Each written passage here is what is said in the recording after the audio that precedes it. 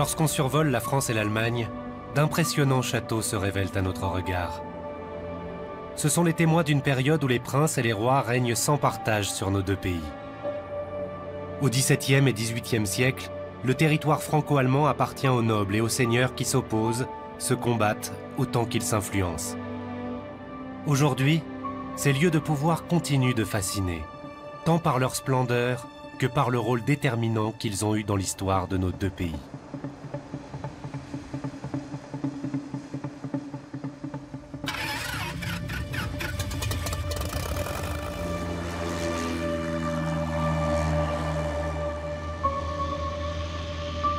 Thomas Biskup est historien allemand, spécialiste des châteaux en Europe. Entre 1618 et 1648, une série de conflits armés déchire l'Europe. Le traité de Westphalie vient mettre fin à ces guerres et pose les bases des territoires européens pour les siècles à venir. Le Saint-Empire romain germanique n'est plus qu'une institution sans pouvoir, morcelée en 350 États impériaux. L'aristocratie allemande va redoubler d'ambition et de créativité pour marquer son territoire. Tous ces seigneurs ont un point commun. Leur pouvoir s'exprime dans leurs domaines, leurs châteaux et leurs jardins, qui empruntent à un modèle unique, le château de Versailles, dont l'édification commence en 1623.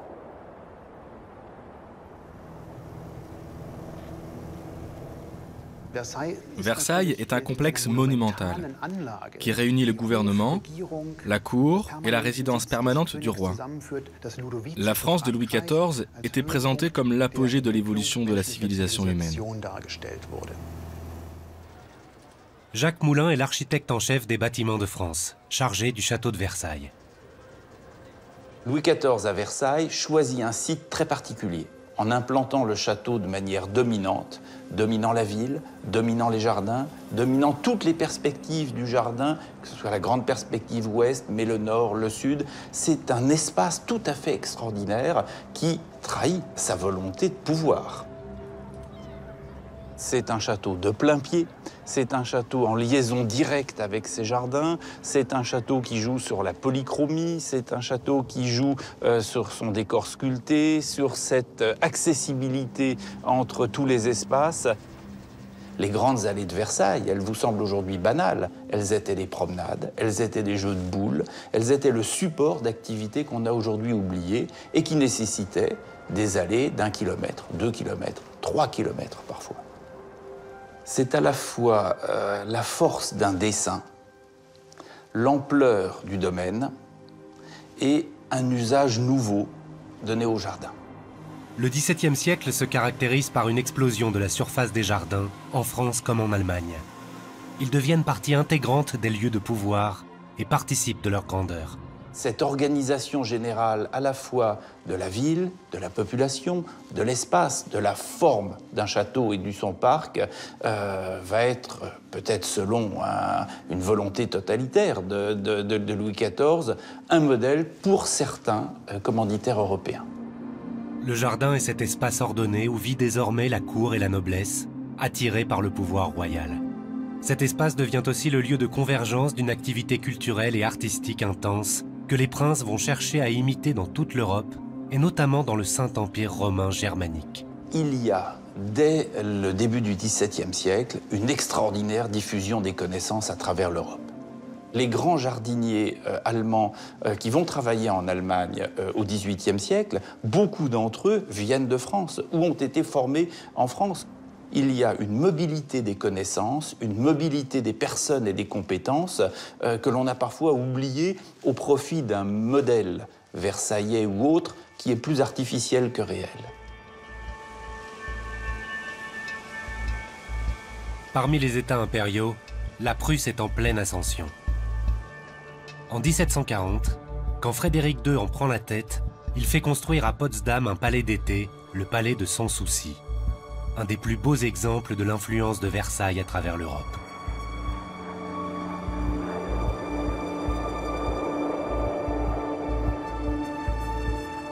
Thomas Biskup a étudié comment les deux châteaux, Versailles et Potsdam, se répondent en s'opposant. Le château se trouve au sommet d'une colline structurée par 14 terrasses.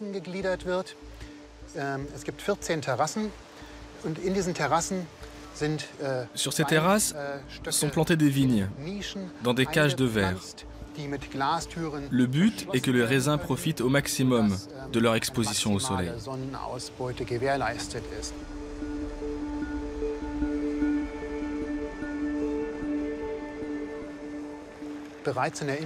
Le lien entre le château et la culture française que Frédéric II aimait tant transparaît d'abord avec l'inscription « Sans souci ». Mais en même temps, Sans souci est en quelque sorte le modèle contraire de Versailles. Sans souci est conçu dès le début comme une résidence de campagne modeste du roi, qui ne contient du temps de Frédéric II qu'une douzaine de pièces, dont 5 réservées exclusivement au roi.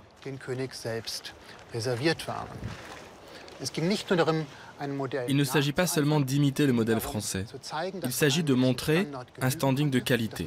Et pour Frédéric II, ce standing, qui doit être le plus élevé possible, est incarné par la France de Louis XIV. Mais en même temps, il veut montrer qu'il y apporte sa propre touche. Frédéric II y a néanmoins mis beaucoup de sa personnalité dès le début, en intervenant dans les travaux. Un caractère qui combine la géométrie française, le jardin classique baroque français, ses broderies et ses bosquets. Comme à Versailles, la grande fontaine trouve sa place au milieu du jardin. Celui qui sait discipliner le feu et l'eau est un souverain légitime. Et de plus, la fontaine est un symbole de puissance, au sens de capacité à maîtriser l'eau, à gouverner. 20 ans après le palais de Sans Souci, Frédéric II ordonne la construction d'un nouveau château à quelques pas du premier, mais au style bien différent. On voit bien que le but du nouveau palais, c'est de montrer à tout le monde, à toute l'Europe, à quel point la Prusse est puissante.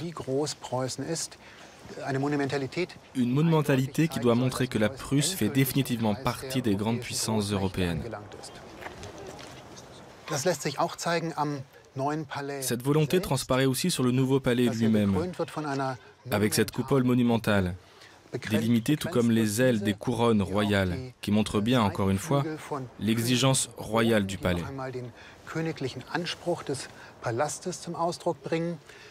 Sous la cartouche, sur l'avant-corps, on trouve une petite inscription, « Nec soli cedit ».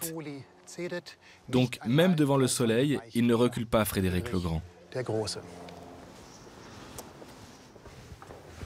Frédéric II veut aussi asseoir son image de monarque éclairé. Dans la bibliothèque du Nouveau Palais, il conserve les écrits des grands intellectuels européens de son époque. Nous y trouvons les œuvres de Rousseau, de Milton, de Swift, de Pope, de Sallust, mais tous en version française. Frédéric II ne parle pratiquement pas le latin et le grec, et ne parle pas l'anglais non plus. Tout ce qu'il lit, il le lit en français.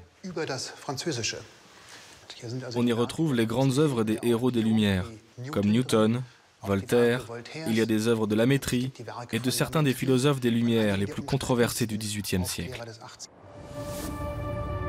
À cette époque, la communication entre les cours françaises et allemandes est facilitée par la mise en place d'un réseau postal commun qui accélère les échanges d'idées, les contacts entre aristocrates, princes et aussi savants. Dès la fin du XIIIe siècle en Italie, la famille des Tours et Tassi met en place un système de messagerie à cheval. Ce succès inspire l'Allemagne, puis la France, où se développe un vaste réseau de voies postales.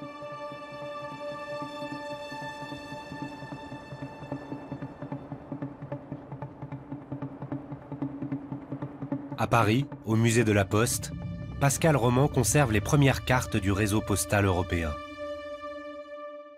La première carte imprimée de route de poste en France nous montre tout un réseau, justement, qui s'opère en toile d'araignée depuis Paris, Bordeaux, vous avez également Lyon, et vous voyez que tout ce système de relais permet d'alimenter, d'arroser à peu près toute la France. On s'était rendu compte que pour aller le plus vite possible, le seul moyen, c'est d'externaliser du temps de transport toutes les contraintes physiologiques qui sont liées à l'homme ou à l'animal. Donc le principe du relais, c'est que chaque fois, vous avez des chevaux frais, donc vont se créer des relais En réalité, les relais seront distants en moyenne de 2 lieues et demi, une lieue étant égale à 4 km, c'est-à-dire en réalité 8 à 10 km. Et ces relais, en France, vers 1750, vous devez en avoir à peu près 800, ce qui est déjà considérable. C'est moins que les 2000 de 1850, avant la fin, si vous voulez, de la poste aux chevaux. Donc si on imagine une liaison entre Paris et Berlin à l'époque, c'est-à-dire en gros 1100, 1200 km, ça doit être dans ces eaux-là, il fallait compter au moins 10 à 15 jours pour que la lettre parvienne à destination.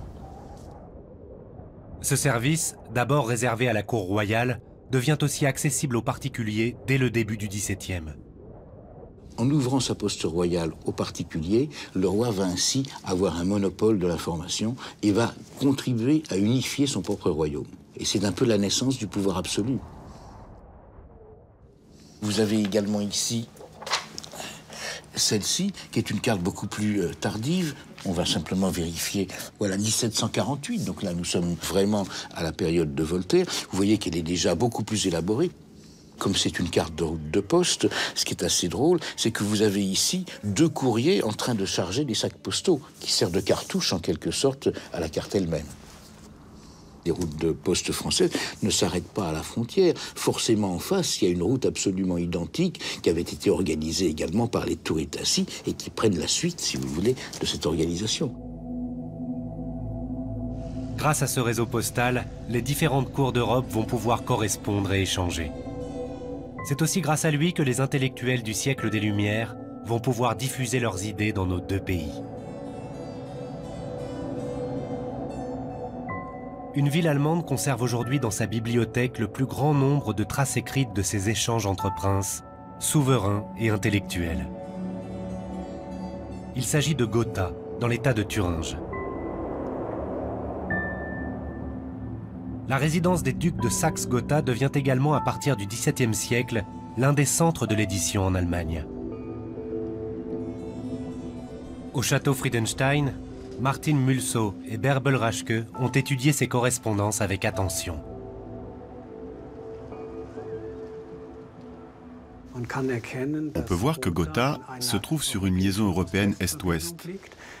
Au Moyen-Âge, c'était déjà la Via Regia entre Cracovie et Paris. Mais en même temps, on voit qu'ici apparaît un réseau de plus en plus dense de liaisons postales.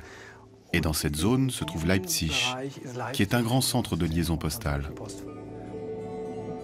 En parallèle à cette correspondance européenne, les précepteurs qui circulent de cour en cour participent de cette diffusion des idées et des savoirs.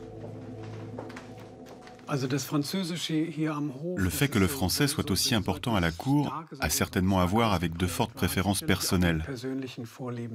Il y a ce précepteur, Ulrich von Thun, qui apporte beaucoup d'idées françaises à Gotha. Il y a la duchesse Louise Dorothée qui s'intéressait beaucoup à Voltaire et qui admirait la littérature et la philosophie française.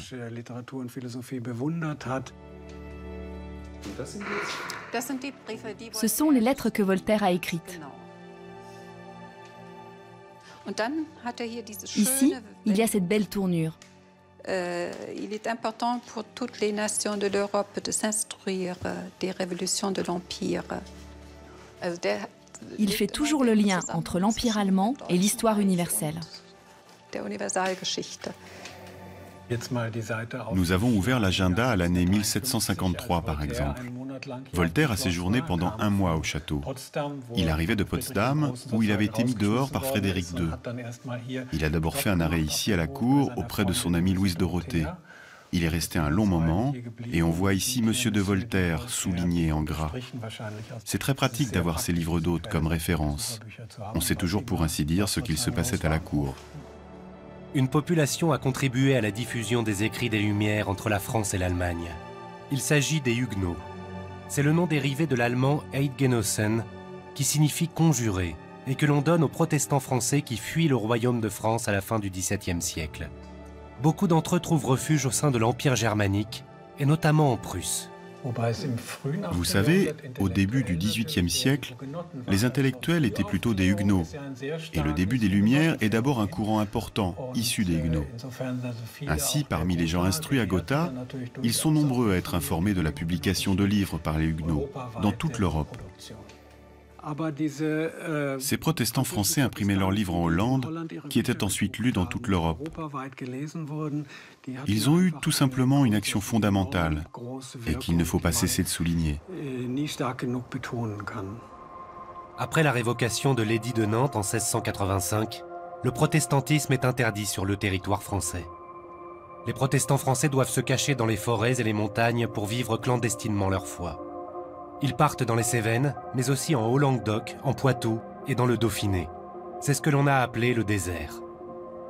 Dans une vallée des Cévennes, le village de Mialet est envahi par la foule cosmopolite de fidèles protestants pendant l'Assemblée du désert qui commémore chaque année cet épisode de l'histoire.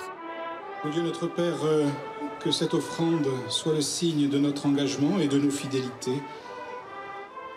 Nous voici, Seigneur, pour accomplir ce commandement.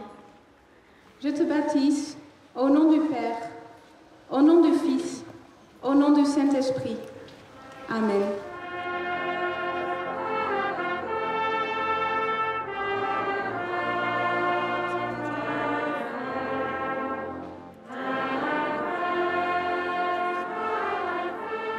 Partis de leur fief des Cévennes et de la Drôme, de nombreuses familles traversent en cachette les Alpes, passent par la Suisse pour rejoindre l'Allemagne et s'y établir. La commune de Friedrichsdorf, au nord de Francfort, a par exemple été fondée par les réfugiés protestants français, invités par le souverain de la province, le prince Friedrich II de Hesse-Hombourg. Erika Dietrich est en charge du musée huguenot de la ville. Nous nous trouvons ici dans la partie la plus ancienne de la ville. La ville a été fondée entre deux rivières. L'une est par là, l'autre de ce côté-ci. Ce sont principalement ici des bâtiments datant du XVIIIe siècle. Et directement en face, voici donc l'église protestante. Elle date du XIXe siècle. Au début de la fondation de la ville, il n'y avait tout d'abord pas d'église. Les Huguenots devaient alors se rendre à Hombourg pour les offices. Nous sommes ici à l'intérieur de l'église protestante, à l'origine église réformée de la ville. L'église précédente était située au même endroit. Elle était beaucoup plus petite que celle-ci. On voit donc ici, sur le grand autel, une inscription en français.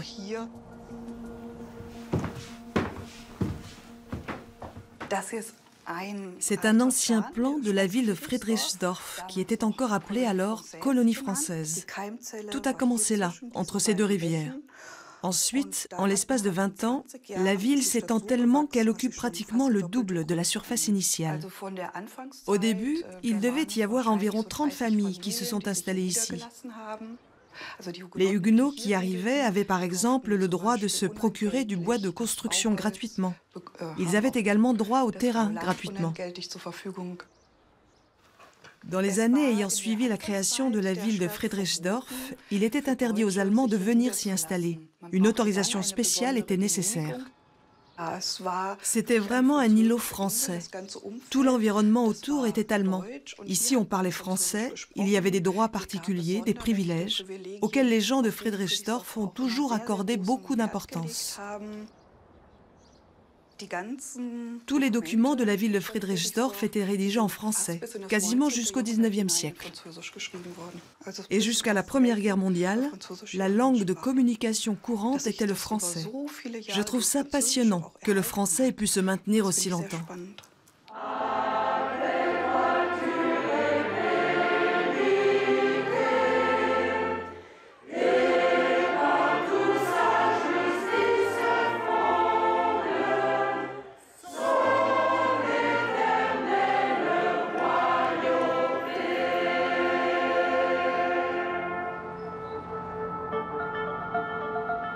En 1701, pour faire concurrence à Versailles, achevé quelques années plus tôt, commence en Allemagne un nouveau chantier magistral.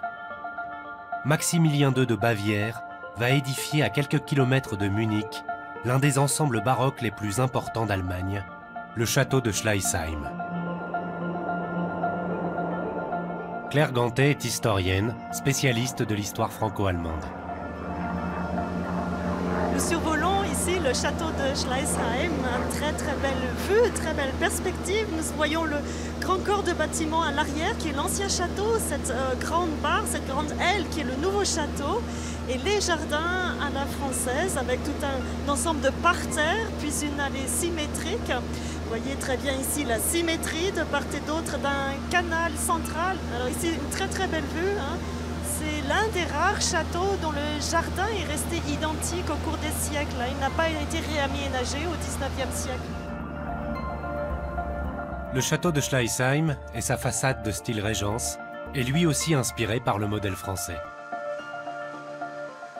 C'est un peu comme un miroir face à Versailles qui est orienté vers l'ouest. Ici, c'est orienté vers l'est. Les nord-sud, ouest-est, oui, c'est ça. Il a non pas vu sur le soleil couchant, comme Louis XIV, où le soleil se couche exactement dans l'axe du Grand Canal, mais il a vu sur le soleil levant. Voilà. Les fontaines font partie de l'esthétique des parcs à la française, et Maximilien Emmanuel fait préparer en 1700 ce qu'il appelle un plan, le plan parisien, et il va inviter ici à Schleißheim un élève de Charles Bleubrun et d'André Le Nôtre pour faire des jardins à la française.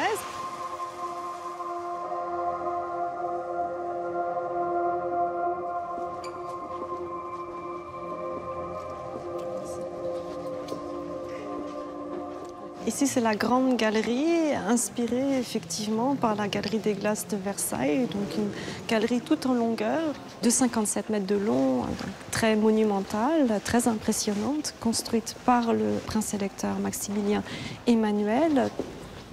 Il a fait installer toute une série de tables avec des plateaux de marbre très chargés, très impressionnantes. Vous voyez cette décoration de damas rouge très précieuse, ce plafond aussi très recherché, et avec toute une collection de tableaux inspirés par l'iconographie de Versailles.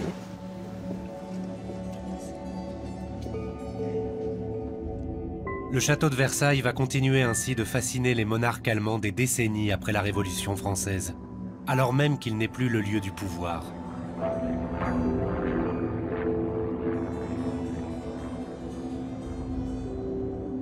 « 150 ans plus tard, en 1878, sur l'île de Herrenchiemsee, au sud de la Bavière, le roi Louis II entreprend la construction de son dernier château, qui aujourd'hui peut être vu comme un héritage exacerbé de l'idéal versaillais.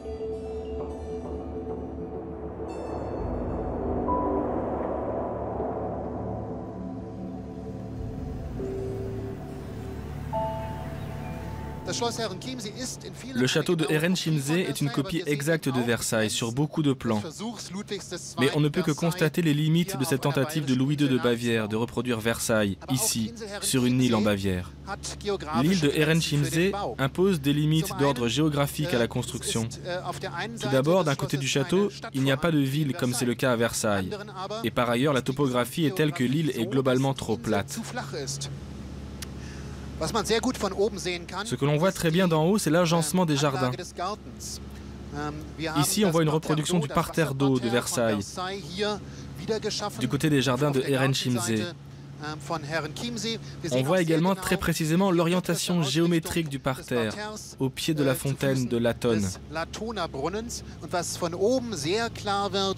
Ce qui apparaît également très clairement depuis les airs, c'est comment le grand axe qui mène d'un côté de l'île à l'autre traverse le jardin comme le château. On survole cet axe médian qui traverse le château et le jardin et se termine des deux côtés sur les rives du lac.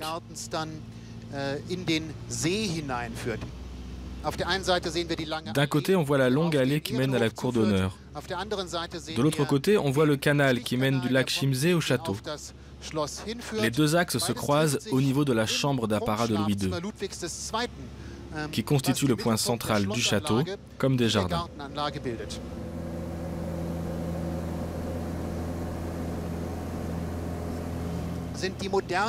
Là, ce sont les éléments plus modernes du château. Tout d'abord, on voit que la façade de Herrenchiemsee, côté cour, est totalement différente de celle de Versailles. La façade côté cour de Versailles, elle, est construite en dégradé, orientée vers la ville. La façade côté cour de Herrenchiemsee ne s'inspire absolument pas de Versailles. C'est une création propre, sans modèle.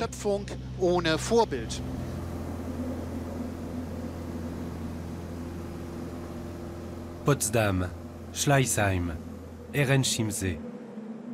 Versailles a longtemps servi de référence aux palais et châteaux des rois et des princes allemands. 3 siècles plus tard, l'héritage monumental de cette période marque toujours le paysage franco-allemand. Au-delà de cette empreinte architecturale, ces résidences royales et princières ont participé à la diffusion de la philosophie et des idées du siècle des Lumières.